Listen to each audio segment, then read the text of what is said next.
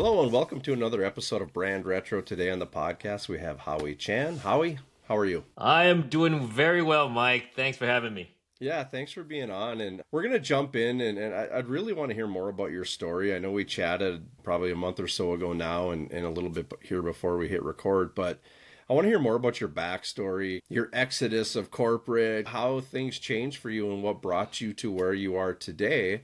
Also, particularly, I'm interested in just your perspective on brand and kind of what all that looks like. So I'll hit you with some questions, but we can just jump in by tell us a little bit about who you are and what you do and how you got to this place. I know you were corporate at one point and you made some life shifts, and get us up to speed. Yeah, some stereotypes are true. So my parents always wanted me to be a doctor.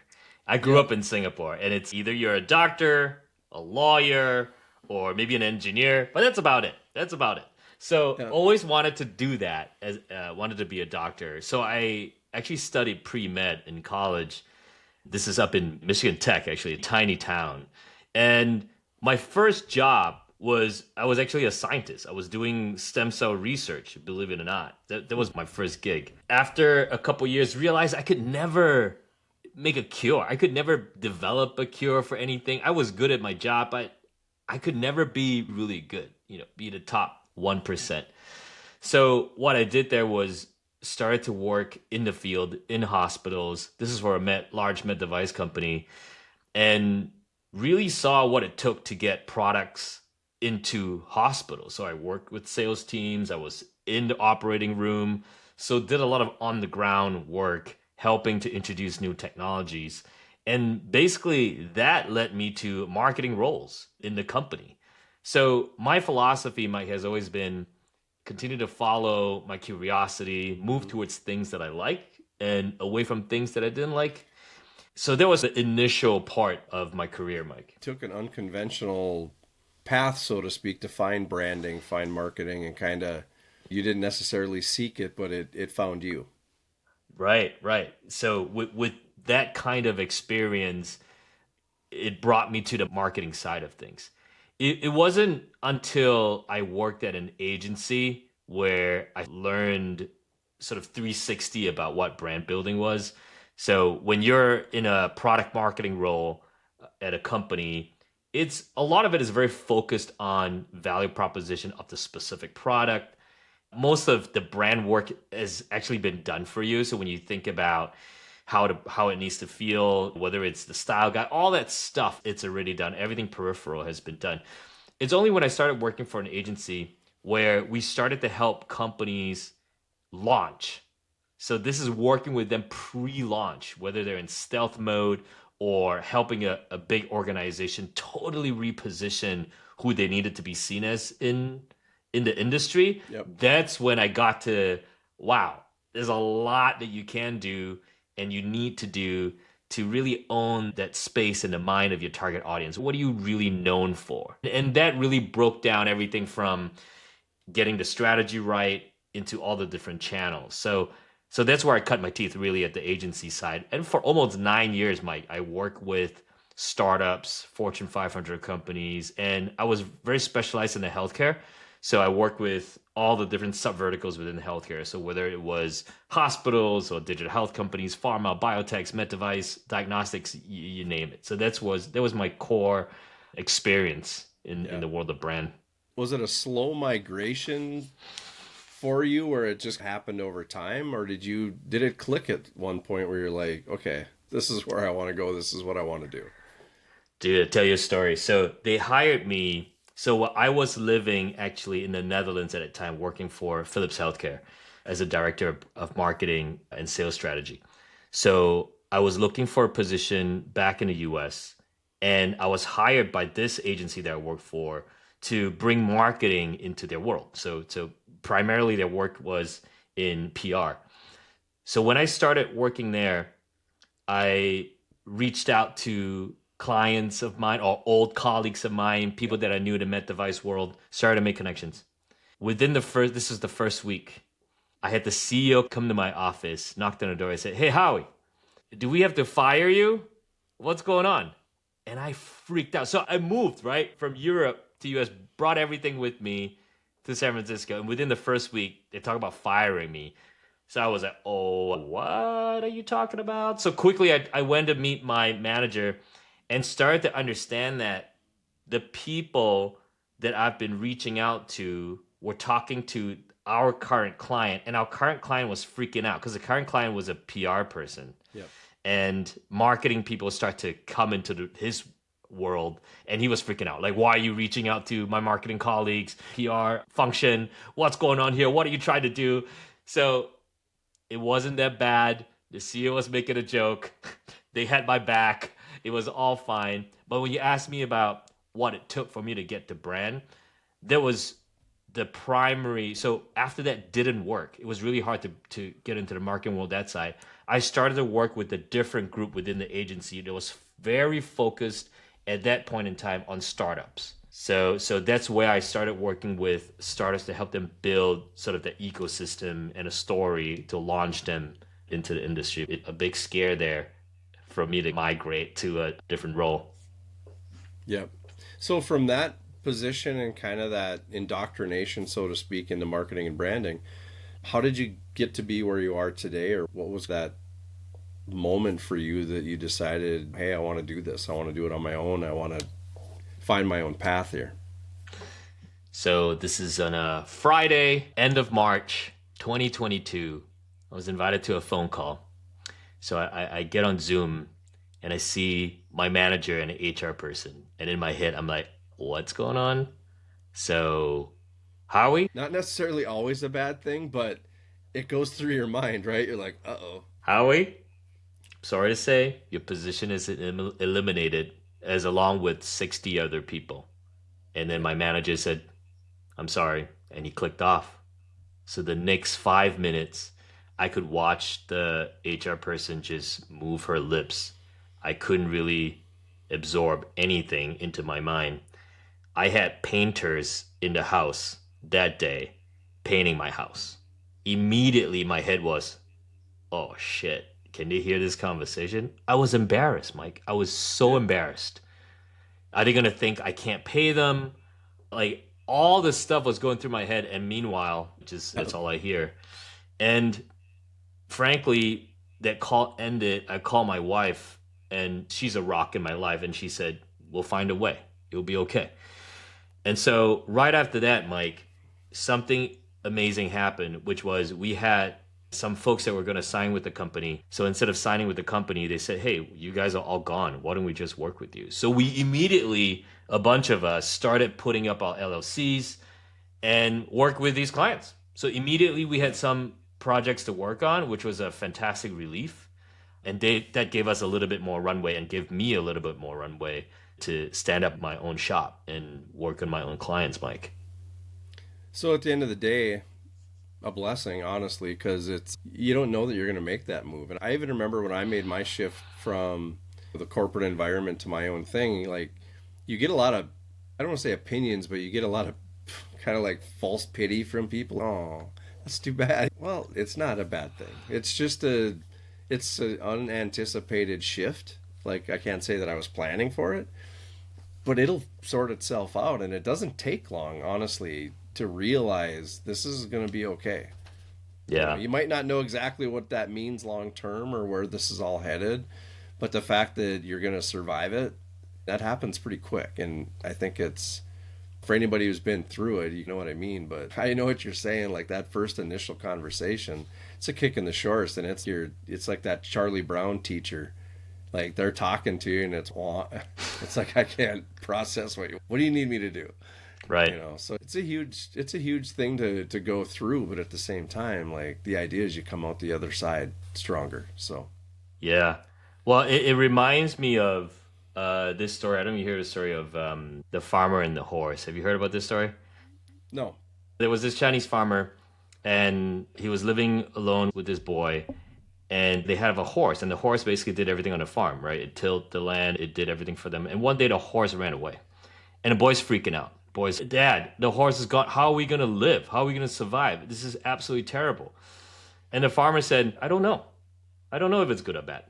Let's see. And then the next day, the horse comes back with a whole herd of horses. Holy crap. Dad, we're rich. We have a whole herd of horses. Now we can sell these. We have a whole stable. This is absolutely fantastic. And the farmer said, well, I don't know if it's good or bad. I don't. And then the next day, as the son was riding the horses, training the new horses in the herd, he fell and he broke his leg.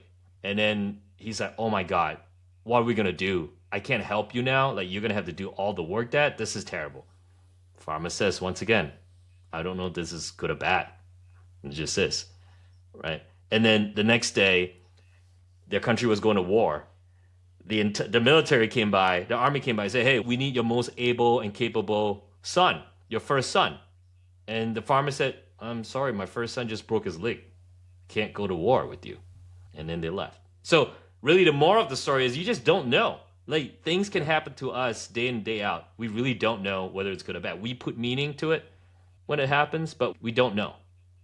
Yeah, we don't have to go too far down this road, but I remember when I first started my business, a lot of advice or comments, or I should say, that I got is oh, that's so scary, and the security of it, and all the, like, just everybody's just permeating in the negative side of it. And I didn't make my shift, like, yours was a little different than mine, but my understanding of where I was and where I was at currently was that, man, you could show up to work any day of the week and get fired.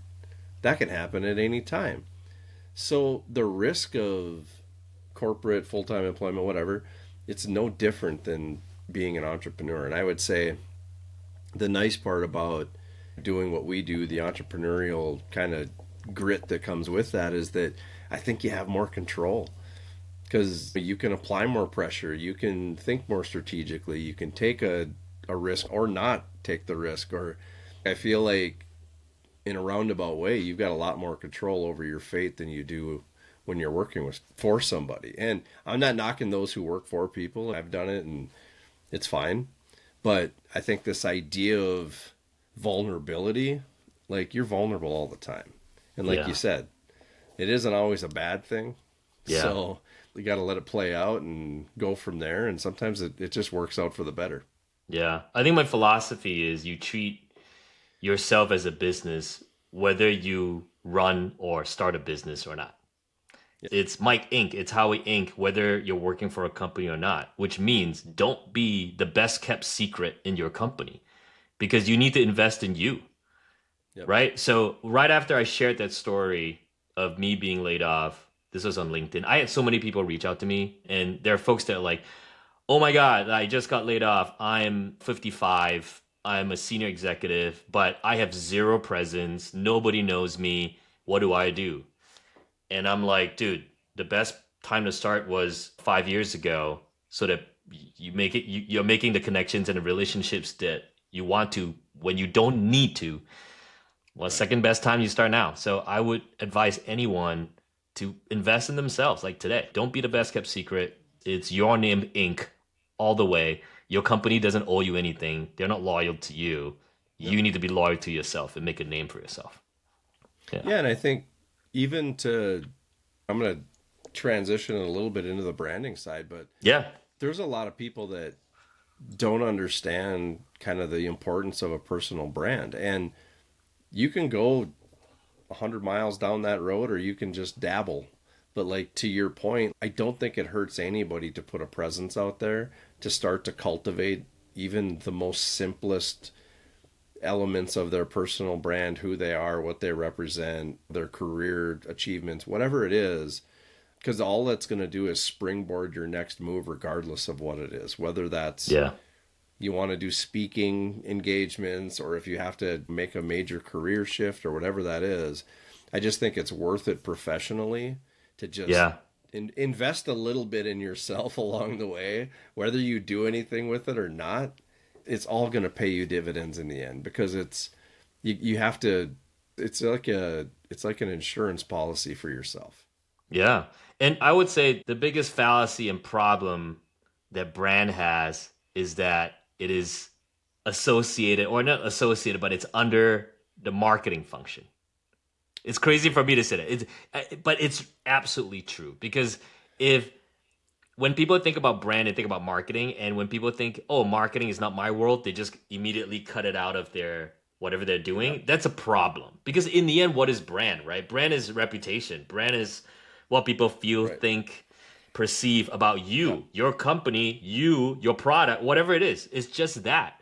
So if you Yeah. think that's just under marketing, you just missed sort of the entire portfolio of benefits that come to building a brand and Yeah. reputation. Yeah, and I would even say one of the biggest misconceptions is that they think branding is like an absolute that has a start and a finish, and it's something that could be, you could put it in a box and take it home with you. It's no, branding's like a living, breathing thing. Branding's immortal, honestly. Like, again, you can stretch it. It's silly putty. You can stretch it and move it in different ways. It could be as small, as large as you want it to be, but it's a lot more, like you said, it's a lot more than just this asset or this object, because That's it right. can evolve, it can breathe, it can live, it can smell, it can taste, it Yeah. can, like, it's all those things. And I know that's a big fluffy marketing way to describe it, but for those who don't get it, that's why you don't get it, is because you're not giving it enough room to be what it is. It's not just a Yeah. logo, Yeah, you well, know. yeah, absolutely. So you talk about personal brand. Again, I feel like it's like reputation. So if Mike calls me on the phone and I see the name Mike on my phone, am I gonna pick it up? Do I feel happy that I'm gonna have this conversation? Dude, like that, essentially that's it. Like if you're building Yeah. a strong personal brand, people know you, people understand what you stand for. That's what you're trying to do. Brand essentially is a decision making shortcut. Do I do this or not? Do Yeah. I buy into it? Do I pick up the phone? Do I answer the email or not? That's your brand, dude. It doesn't have to be and complicated.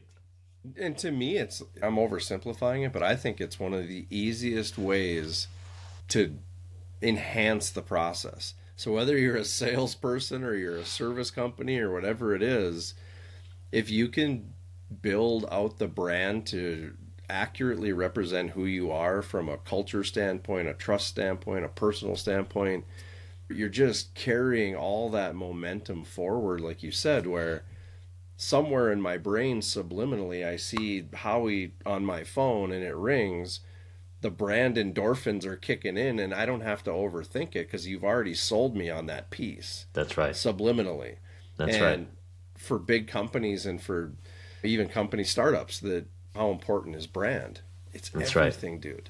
Like That's right. it can make or break a sale or a opportunity. It's, That's right. I think we get mixed up though sometimes in like business, and like I need to have this sales persona versus my personal, and it's like Right. it's It all all comes in. Yeah, meshed it's the into whole one, dude. package. Right, because it's Yeah. about values, it's about what you stand for. People need to understand who you are, and you attract, I call this the magic mirror. You attract the people who want to become like your Yeah. persona. This is just what it is. So, one of the really fun stories I often repeat, W. Thompson, that ad agency in the past, they used to run this test for new copywriters that they're going to Yeah. hire.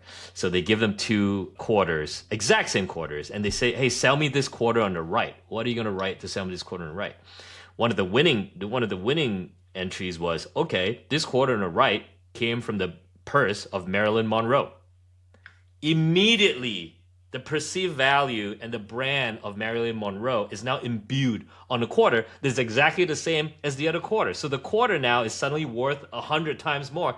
And that's what you're talking about, Mike. Your Yeah. brand, your personal brand can add value to whatever it is you're selling, whatever it is that you're trying to do, but only if you invest in it, only if you're Right. building that reputation. So that's why it's important. Yeah. And recognize it. Like, I think what I see a lot with like my customers, clients, whatever, is that they don't recognize their own brand attributes. Like the pieces of them that make them unique, or the way that they approach something that is a differentiator as compared to their competition. Like they don't recognize those ingredients. Mm-hmm. And I'm always like, no, capture that, do something with that, throw a little gas on that, because those are the pieces that people are going to remember about you, and Mm-hmm. then it forms this aura or this glow of who you are, the Marilyn Monroe thing. Like Mm-hmm. there, most people, like, they could easily describe Elvis, Marilyn Monroe, James Dean. Do we personally know these people? Not at all, but I could tell you about them and the things that I remember, heard, or, that's what you want because it's an instant credibility builder and it's an instant kind of attention getter. Yeah, absolutely. And I think not to be you don't have to be an egomaniac. I'm not saying that, but at least recognize of yourself those pieces as much as you can, as much as or even trust the input of others, but try to capture those ingredients because if you can hone those skills and build that into your marketing machine from a voice and brand perspective, it's huge. Huge. Yeah. No, absolutely. I think a lot of times people think of brand as like, oh, we need to invent something. Really, it's not. It's branding the experience that people have already with you. All the highlights, all the great things that already exist. And then the great thing about personal brand work, Mike, is that you're already unique. We're already one of a kind. So it's really just leaning into that. You don't have to 100%. artificially manufacture. No, you're already just one. There's only going to be one of you throughout history. Yep. So it's just leaning into that and being consistent and picking and choosing specifically how you want to show up. Again, there's nothing inauthentic about that. It's showing yourself, but be strategic and intentional about it, as opposed to not really doing any sort of decision making or intentional about any of it. Well, I have my own opinion, but why do you think people are hesitant to capture that or own that? Yeah. Well, my feeling is there's always fear of judgment.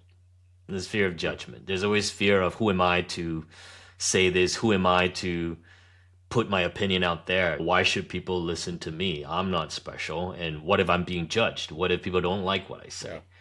So I think there's that. And then the other thing is it does take work, right? So investing in something, putting time and energy in yourself, it does take some work. And a lot of people would rather put their work into something else than into themselves. So that's what I feel, Mike. What do you think? No, I agree. I think the only thing that I was going to say was that I think a lot of people feel, or they have that imposter syndrome where, like you said, like they don't see themselves in that way. So to, to remain humble and just, they just don't want to give themselves that credit. And again, I'm not, trying to develop this army of egomaniacs, but it is what it is. Like you said, we're one of one. Recognize the skills you do have, figure out how to leverage it. And if there's a way you can humbly bake that into what you do, your brand and your business, then it's so worth it. And like you said, it's an investment. It's not something that just happens overnight, but it's the easiest thing to invest in because it comes naturally anyway. So Yeah. to me, it's worth it. I feel like one of the mind shifts that typically help people is not to focus on themselves, but to focus on the people that they can help. So think about the people there's a few steps behind you. And there's always going to be people a few steps behind you. And Yeah. think about what they will miss because you didn't put yourself out there to help them. That's selfish. Yeah. That's selfish. They could have gotten your help if you were able to put yourself out there so they can seek help from you. So it's not about you. Yeah. It's about the people that you're not helping today who can use your help because they were just a few steps behind you. Yeah. And understand that those people recognize something about you that opens that door. So walk through it, help them.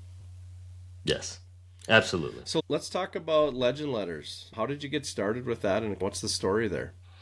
So about a year ago, Mike, I had this health scare. So in the middle of the night, I had this really sharp pain in my abdomen, like midnight, and I ended up landing up in the ER. So I was passing blood like for the next 6 to 9 hours and no idea why.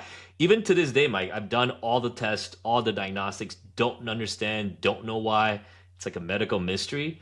But as I was laying in the emergency room, on the bed, and they are hooking me up to all these things, I was thinking about and reflecting on what I want to do for the rest of my life. Sure, I was a brand strategist. I am a brand strategist. I work with companies. But the impact I want to make is larger than that because I started to realize, why am I so interested in brand work? What is it about that I'm so excited about this work? In the end, it's because it's about people, Mike. It's about studying people. It's about helping people, companies become the best versions of themselves, right? Matching what they do on the outside with who they are on the inside. So in my mind, everyone wants to make some kind of a mark in their lifetime. We all hear this. It's cliche. Life is short. We're only here in a blink of an eye, and we're gone. And we can do something with it, or we can just remain silent and quiet and let it all go by. But I feel people want to have some sort of significance. So the idea for Legend Letters is, how can I create something, put content out there, start talking to people, and help people live their best versions of legendary, whether that's building a brand or reputation or not. It doesn't, not really about that. It's about how can people find what they need in themselves and go live their version of legendary, their success. So because of that, I've started a newsletter. I think it's almost a 1-year anniversary now. I've written one a week for 365 days, 52 weeks in a row. I'm actually starting a podcast. I've started interviewing folks for this, basically interviewing legends, living legends that we can all learn from. How did they achieve their version of success, and using those lessons to help us all live that. Yeah, I think it's admirable, but at the same time, I think it's needed. I think the entrepreneurial world and just, there's a lot of noise out there, and there's a lot of good content too, don't get me wrong, but I think there's plenty of room for more voices too, and there's plenty of room for people to hear it from people that are at their level in the journey and maybe have experienced some of the same things, because I think it's a lonely place, being an entrepreneur and starting a business. Like, anybody who's done that's listening to this is going to be like, dude, no kidding, because it is. Honestly, your family doesn't get it, your friends don't get it. And especially today, Mike, like, where there's so many different paths to achieve what you want, what you're even building, nobody even get. You probably don't even get. But if my goal is to talk to enough people, bring all sorts of different people, so that you can be like, shit, that's exactly what I wanted to do. And now there's someone that I know that have done that. There's a role model that I can have for me to walk my path and not feel so alone. Yeah, and sometimes it's just the validation that somebody else, okay, I'm not crazy. Like you just, because you spend so much time in your own head, and it's not your friends and family's fault, but they don't know what questions to ask. They have no idea. No. So yeah, to have another content source out there and somebody like yourself championing that's awesome. So with that, tell us where we can obviously follow along with everything you're up to and get engaged with Legend Letters, and how we can dial in. Yeah, so connecting with me, I'm on LinkedIn. That's my primary platform. So find me there, Howie Chan. You can find me pretty easily. And then legendletters.co. Sign up to the newsletter.